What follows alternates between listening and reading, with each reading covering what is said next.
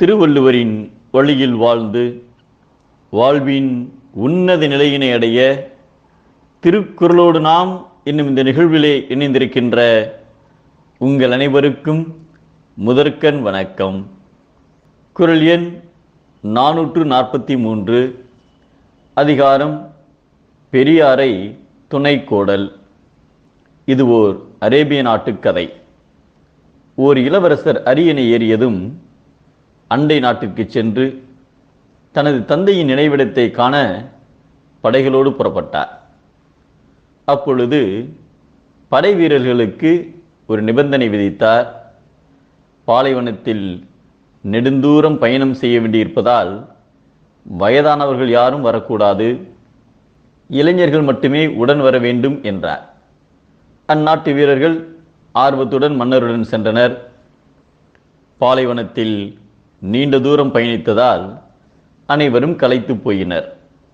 இந்நிலையில் ஒரு கடும் சூறாவளி காற்று வீசியதால் எத்திசையில் செல்வது என வழி தெரியாமல் விழிபிதுங்கி நின்றனர். அப்போது ஓர் இளைஞன் ஒரு குறிப்பிட்ட திசையை காட்டி, இந்த திசையில் சென்றால் தண்ணீர் கிடைக்கும் என்றான். அனைவரும் அத்திசையில் சென்று பார்த்தபோது அங்கு தண்ணீர் இருந்தது. எல்லோரும் ஆவலோடு தண்ணீர் குடித்து தாகத்தை தணித்து கொண்டனர். மன்னரும் மிக்க மகிழ்ச்சி அடைந்தார். பிறகு மன்னர் அவ்விளைஞனிடம், உன்னால் மட்டும் இந்நீர்நிலையை எவ்வாறு சரியாக கண்டுபிடிக்க முடிந்தது என்றார். அதற்கு அவ்விளைஞன், மன்னா, நீங்கள் மன்னிப்பதாக இருந்தால் நான் ஓர் உண்மையை சொல்கிறேன் என்றான். இளைஞனே, நீ நம் அனைவரின் உயிரையும் காப்பாற்றி இருக்கிறாய். கண்டிப்பாக உன்னை காப்பாற்றுவேன். அதனால் உண்மையை கூறு என்றார்.